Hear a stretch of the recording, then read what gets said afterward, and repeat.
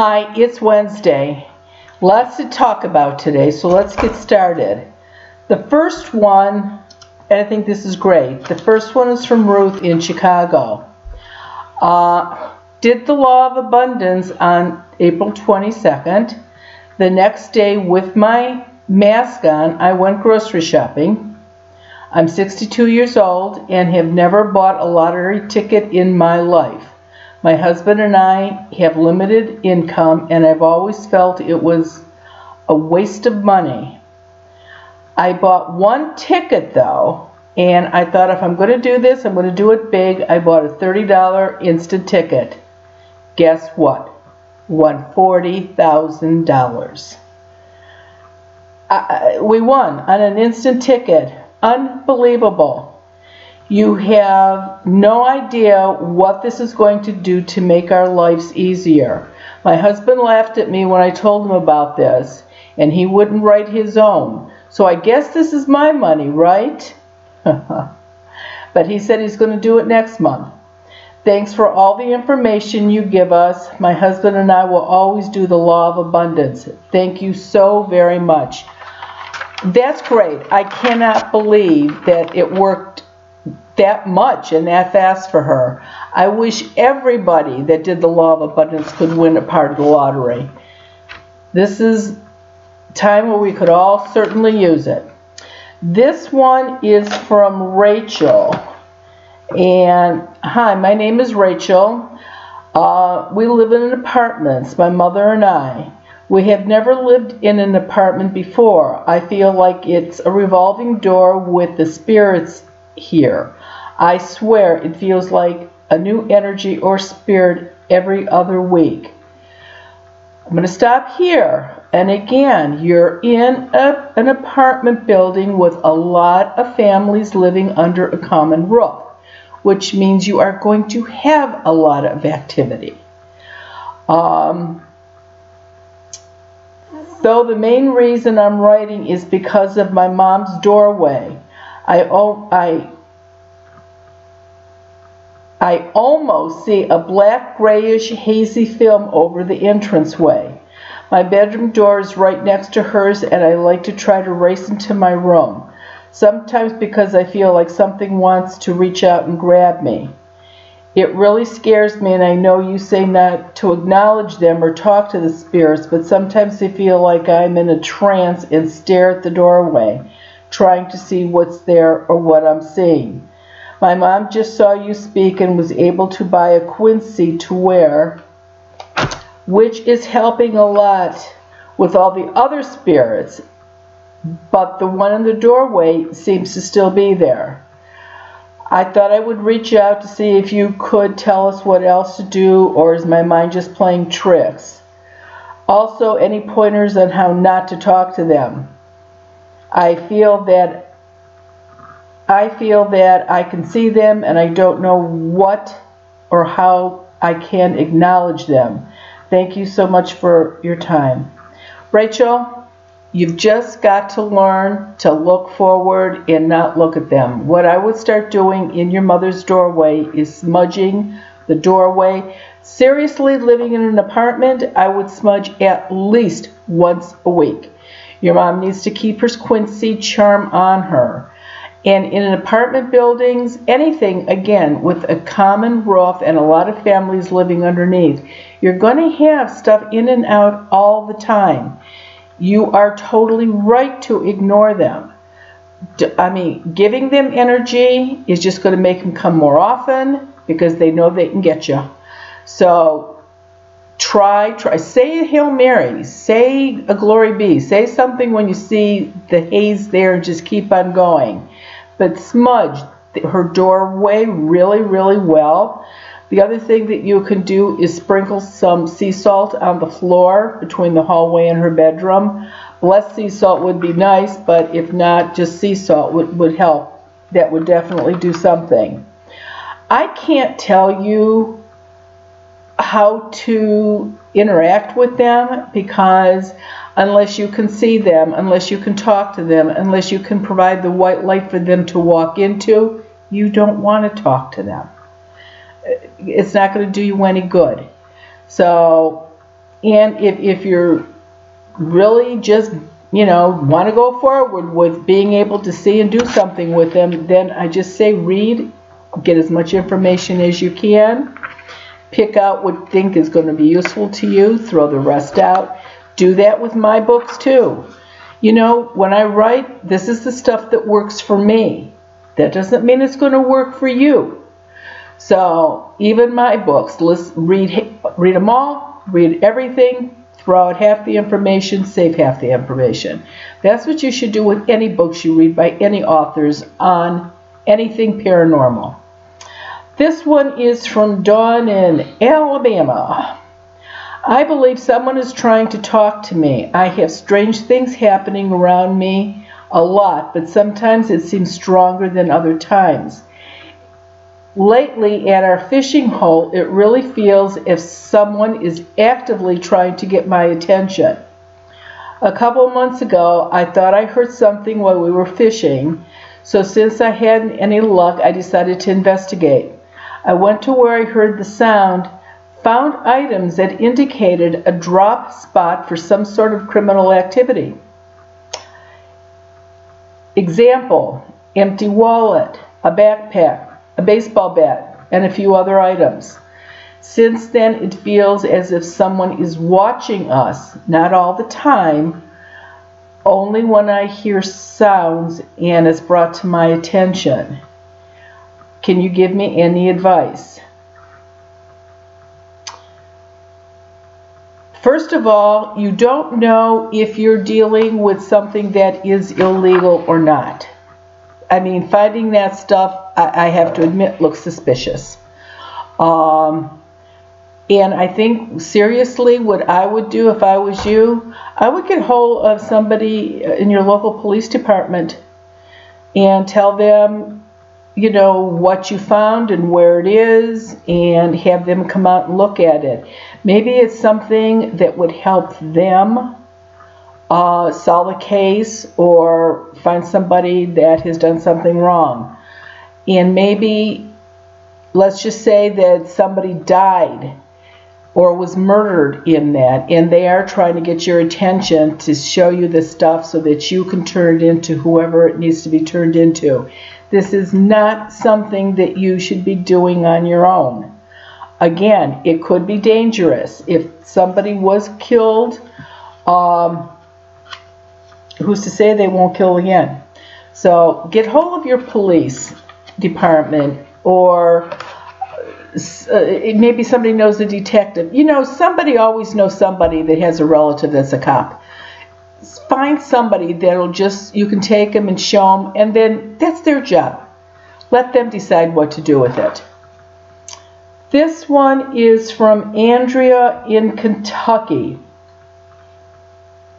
My name is Andrea. My fiance and I bought a house in September. We have not moved in yet. We are in the process of remodeling.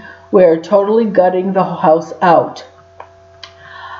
While my fiance and I are there, we hear noises, banging like things are falling over. For instance, once we were both upstairs with no one else home and heard noises like something fell. I go downstairs to look, but I could not tell what had fallen.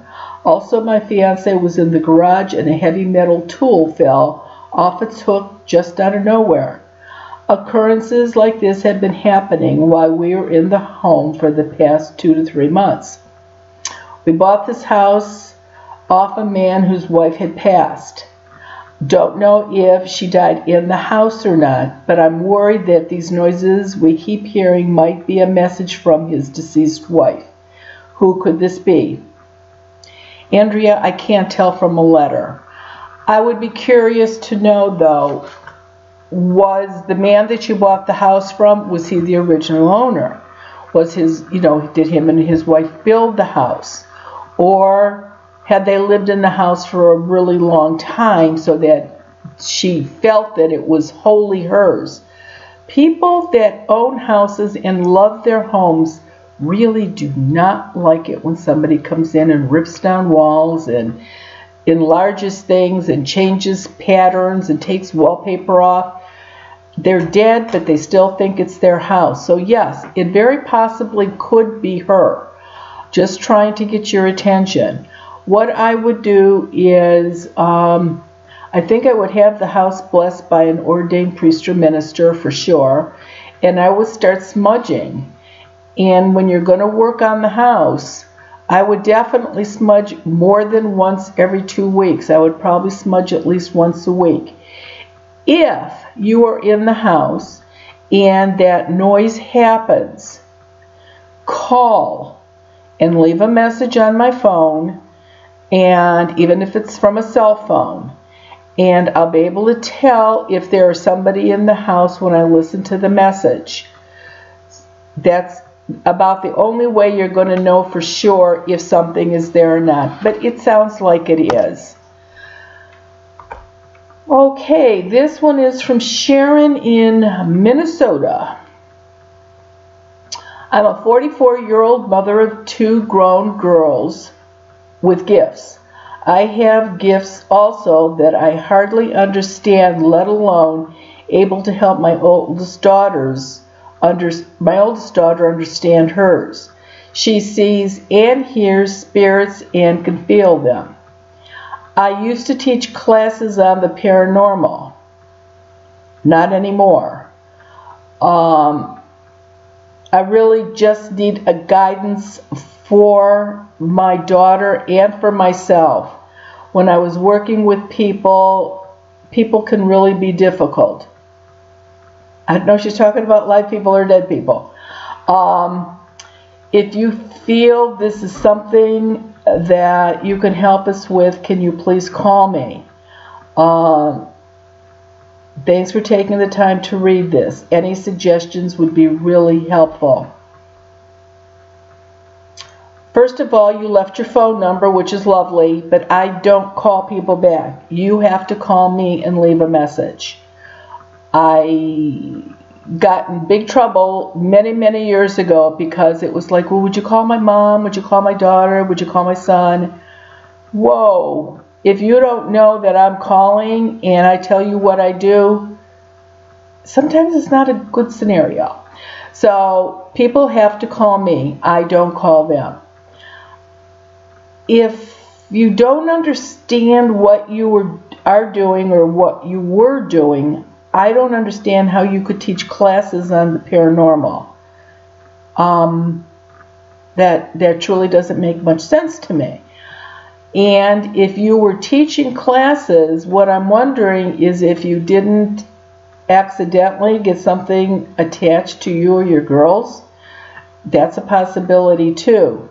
I have no way of knowing if your daughter or daughters see earthbound spirits or see spirits that have crossed over. There's a huge difference. And again, even if it was ones that are earthbound, like the ones that I can see, that doesn't mean that I don't teach anybody how to do that. I'm going to tell you the same thing I told the other gal. Read, read, read all you can. See how other people do it.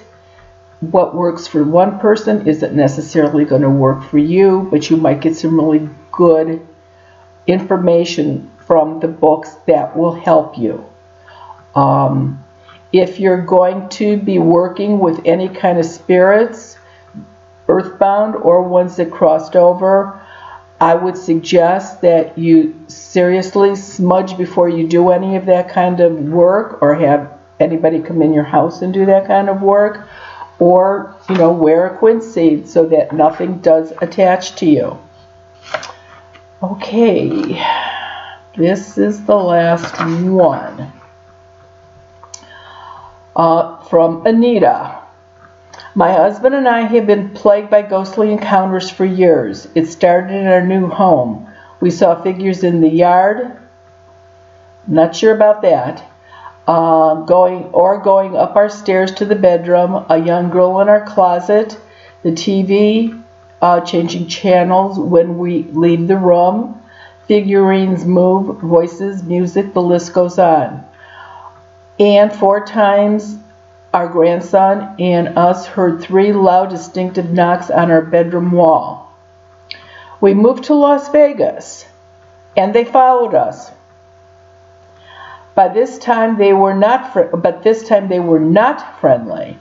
It kept telling me to put nails in my eyes. It scared me to listen to this spirit. We heard voices again in the music. Always see things out of the corner of our eyes. I saged the house in Vegas, and the bad spirit was gone. Still heard whispering and music. Now we are back in our old house. And guess what? They're back. Voices, music, coughing. The most scary thing was I was putting a glass from the dishwasher to the cupboard. Just before I got it to the cupboard, I felt energy in my hand, and the glass literally exploded into a million pieces. Not one cut. That's good.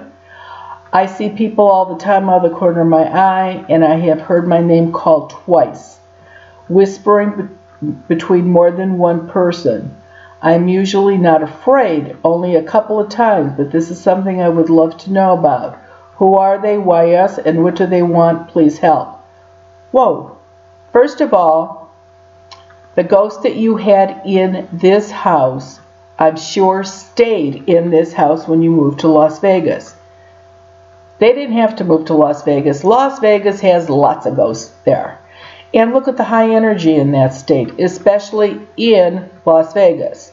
So I'm sure I've done work in Las Vegas. The spirits that are in Las Vegas definitely have a lot more energy because of all the people there. And they're more on the not so pleasant side. You know, they're not your sweet old lady that lived on the street and is just paying you a visit. These ghosts in Las Vegas usually have a bit of an attitude. So definitely. And they are not the ones that followed you when you came back here. Now, I don't know if your house was vacant when you were in Las Vegas, if you had renters in it. If you left the house vacant, whatever ghosts were there, either went to your neighbors or to somebody else's house. Because who would they get energy from? Nobody was living in the house. If you were renting the house out, they could have stayed there with your renters. The Las Vegas spirits stayed there. They did not come back with you. So when you move back here, maybe these are the old ones that you used to have that are so happy to see you again. I don't know. You said you sage. Are you saging enough? You've got to sage at least every 10 to 12 days. That's all. It will only keep them lethargic for that long. And you are right. Catching them out of the corner of your eye is how most people do see them. So, but sage, I would have no way of knowing who they are or why you. It could just be you guys might have really high energy. And if you want to know more, call me from your house when the activity is going on. And I'll be able to tell from that how many, man, woman, whatever. Okay, we're done with the letters, but I have this goofy announcement to tell you about. Whenever I do ghost chats, they're advertised on the website. People come to hotels or event places where I have the event at. And it's always like I always get letters or calls. Aren't you ever coming to California? Why aren't you coming to Florida? How about New York? Well, not just because of the virus now, but, you know, I'm not 30 years old. And running all over the country is not something that I do that much anymore. So this is sort of interesting. This YouTube has gone to a lot of people, to a lot of countries. And so somebody approached me with something called Zoom, a virtual ghost chat. Like, I really don't know what that is, but somebody is going to be monitoring it. And so we're going to do the first one this Saturday, May 2nd, from 3 to 4:30 in the afternoon. And the room will hold 100 people, so it's really not a lot of people. and you can ask me the same questions that people ask me when I'm in person. Show me pictures, because apparently I'll be able to see you holding up pictures, which is terrific. And I'll be able to tell you what I can pick up off of those. So it's pretty interesting. I'll be curious to see how this goes. Now, I wanted to know, because I didn't know, but we did a little test. And it turns out that I'm going to be able to tell when we are doing this virtual ghost chat on Saturday, when I'm talking to you, that if you've got something in your house, I am going to be able to pick it up, which actually surprises me. So we'll see. I mean, this is a big experiment we're going to absolutely see about it. And again, with only 100 people and being on for an hour and a half, I think a lot of you will definitely get your questions answered, plus the fact that I think some good information will get out there, because, you know, a lot of people have the same problem. GoddessElite.com.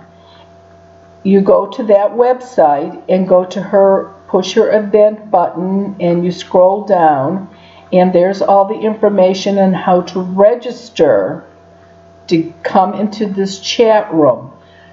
It'll explain to you how to get this Zoom thing you need. It doesn't cost you anything to get on this Zoom, and it's apparently pretty easy to get on. And that's what you have to do so you can join me in the chat. There will be another one the following Friday night, but we're just worried about this one now, this first one on Saturday. So this is a trial run. We're just going to see how it works, and if enough people wanted me to do this, then, you know, we'll go ahead and do it. I can't come to California, but gosh, maybe we can get together this way. And also on this Sunday, May 3rd, from about 8 to 9:30, I'm going to be on WGN radio in Chicago with Raleigh James. And I believe we're going to be taking long calls on that too, but there will be more information as soon as Ted finds out more. There'll be more information on Facebook. Ted will put it on there so that who's ever in that area that wants to listen, call in. It should be nice. I haven't done radio for a little bit now. Okay, a lot of information to take in. Keep the letters coming. We will just be doing questions again next week. And I'll let you know next week, Wednesday, how this Zoom thing went. I'm just so happy to be doing all of this. Talk to you next week. Bye.